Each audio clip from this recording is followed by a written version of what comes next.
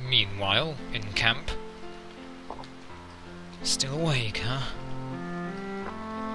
Bethel, I'm just thinking about the forest, about the ether wind, about what Seymour is expecting, about our journey. Can't say I found any answers, though. Standing there like that, you remind me of Elishe. You've mentioned her before. Is she someone special to you? Like you, she was an Elia from Vindale. While we weren't blood-related, we loved and supported one another like family while we lived in the port city of Aldehite and Zanan. I should stop. I'm sure this is boring for you. No, please continue. I'd like to hear about it. At the time, the war between the Yerlis and the Larnneire was in full force, and many people got caught in the middle. I was still young, and the war had left me with nothing but disappointment and a feeling of emptiness.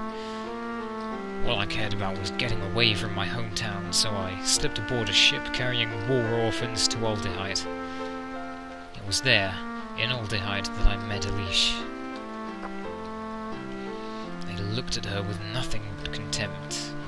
Their words towards her were nothing but abuse. They blamed her for an illness that had been spreading throughout the ship, and consequently, no orphanage would take her in. But Elishe stood strong and endured their abuse and contempt, as if that kind of treatment was normal for her. Before I even realized what I was doing, I was standing in front of her and holding her hand. Scrounging up enough to eat isn't easy for two children living alone in an unfamiliar city. But we took shelter in one of the port warehouses, and by working, managed to stave off hunger. While I worked for her sake, I found that my disappointment slowly began to fade. And then, something strange happened. A leather bag began to be placed in the window of the warehouse every morning on the day of worship. Inside was hard bread and good cheese, a few gold coins, and occasionally even medicine or clothing. Someone was lending us a helping hand from the shadows. I once asked the man who bore the bag about it, but he dodged my question by saying it was from the fairy of Aldehite. Whether that man was the fairy himself, or simply a courier, I never found out. But I'm sure whoever it was knows that it wasn't just bread or coin that bag brought us, but hope. Elishe and I clung to that faint light of hope and used it to weather our difficulties in Aldehite. Before I left for Aldehite, I was enrolled in a military academy called Atiran, a place for those who are exceptionally gifted to sharpen their talents further. For the kind of people at Atiran, power is everything. To them, everyone else is an enemy. Nothing more than tools to be used in order to get ahead. They show no hesitation in using the weak as stepping stones, and I was no different. Knowingly or not, whether they resisted or not, I harmed many people. I was an arrogant and ruthless man. One day I came down with a terrible illness and had to leave Atiran. Through the attentive care of my younger brother, my only remaining relative, I narrowly survived. But when I rejoined the world after 2 months of recovery, it seemed like an entirely different place. Suddenly, when others looked at me, it was as if I could feel their malice and contempt. Even in the eyes of children, a person like me who had left Atiran was nothing but a piece of trash. Of course, I didn't naturally feel that way. I was terrorizing myself by projecting my own way of thinking onto others. It wasn't until that moment that I realized just how ugly and totally devoid of humanity I was.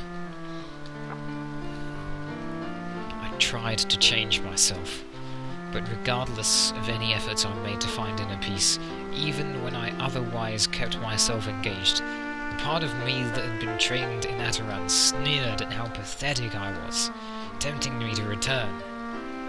Even now, I doubt I fully separated myself from the values that that place instilled in me. I fought that side of myself for many years, and in the end, I had nothing but a feeling of emptiness and desire to erase everything about myself. That's why I left home. Elishe was different from any person I had ever met. She was not a beautiful woman as you are, but her eyes, they saw everything as it truly was, and forgave it, accepted it. You have those eyes as well. The years I spent together with her in Larnneire will forever occupy a large place in my heart. Elishe was my reason to live, in every sense of the phrase. In order to protect her, in order to make myself happy, I was able to accept my past self. By telling myself it was for her, I was capable of using others as tools and doing terrible things to guarantee success. My internal struggle had been entrusted to Elishe, and after more than 7 years in Larnneire, I'd become a top officer in Zenan. On that day, it was a cool autumn night. I'd gone to see a play together with Elishe. It was mediocre in every sense, but I can still remember it even now. There's nothing about that day I can forget. As we made our way home from the play, smoke and screams arose from a nearby mansion. We rushed over as quickly as we could, and when we arrived, the flames were still low. We immediately set about rescuing people. Elishe refused to stop until she could be certain nobody was left inside, until no more voices were crying out, and part of the exitway suddenly collapsed on her. I immediately rushed to her, and it was impossible for me to lift the beam off her myself. I turned to seek help from those around us, but my pleas were only met by the scarred and cruel gazes of the onlookers. They were going to leave the young alien girl who had been their saviour to die. But what right had I to fault? If a rival had needed my help, my reaction would have been the same as theirs. Before long, flames had engulfed everything. I buried my head into the ground until dawn came. When I came across Elishe's bones, and searching that charred rubble, I cried for the first time. Time has been frozen for me ever since.